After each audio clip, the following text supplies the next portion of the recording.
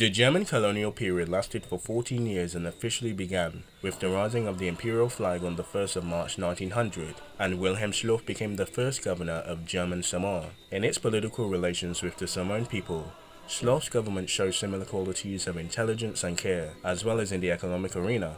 He successfully grafted Samoan institutions into the new system of colonial government by the acceptance of native customs. Schloff himself learned many of the customs and rituals important to the Samoan people, observing cultural etiquette, including the ceremonial drinking of kava. However, when a dissident Samoan mati or chief extended the limits of his considerable tolerance, Schloff stepped in assertively, pronouncing that there is only one government in Samoa, and it was him. German rule brought peace and order for the first time. Authority in the person of the governor became partner, fair, and absolute, and Berlin was very far away. There was no cables or radio. Energetic efforts by the colonial administration established the first public school system, and a hospital that was built and staffed and enlarged needed the Samoan women to be trained as nurses. Of all the colonial possessions of the European powers in the Pacific region, the German Samoan colony was by far the best road. All roads up to 1942 had been constructed under German direction.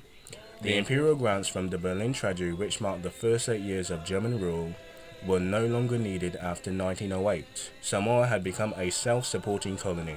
Wilhelm Schloff left Samoa in 1910 to be appointed colonial secretary at Berlin. He was succeeded as governor by Erich Schlotz, the former chief justice of the protectorate. The Germans built the Telefonke Railroad from Apia to Mount Vania for transporting building materials for the 120-mile-high mast of their Telefonke wireless radio station, which was inaugurated as planned for the 1st of August, just a day before and in days views of World War I. Other than native Samoan police, Germany had no armed forces stationed in the islands. The small gunboat SMS Guna and the unarmed survey ship Planet were assigned to the so-called Australian station, encompassing all of German South Seas Protectorate, not the British Dominion of Australia. It was just the region the Germans were in, but Gunner had not reached Samoa. On the behest of Great Britain, the colony of New Zealand invaded the colony of German Samoa on the morning of the 29th of October 1914 unopposed by troops of the New Zealand Expeditionary Force, or the NZEF. Vice Admiral Count Maximilian von Spee of the German East Asia Squadron gained knowledge of the occupation and hastened to Samoa with the armed cruisers of SMS Schulhos and SMS Gunsuna, arriving off Apia on the 14th of September 1914. He determined, however, that a landing would only be a temporary advantage as the Allies had domination of the Sea of Oceania, and the cruisers departed. New Zealand occupied the German colony throughout the 1920s, then governed the island until the independence of 1962 as a League of Nations Class C mandate, at first and then as the United Nations Treasury Territory after 1946. So the League of Nations Class C mandate, which is slight supervision, but they still get some self-governance, but it's not really a colony of New Zealand. But yep, that is the story of German Samoa. Like all these colonies, they don't have a rich history of 3,000 years or 100 years or even 50 years.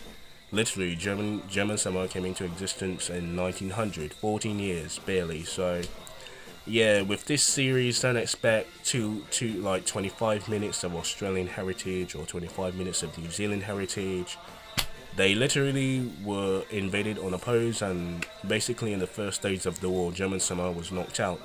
If anything, the longest lasting campaign was German East Africa, and even then it was more of a guerrilla and not a station at the border-to-border clash like France and Germany. It was guerrilla warfare, and the interior of Africa is really big. Like Algeria was twice the size of France. Algeria is like two Frances. They don't really have duplicate countries, but you know what I mean. But anyway, guys, hope you enjoyed, hope you learned something. 14 years, that's all you get.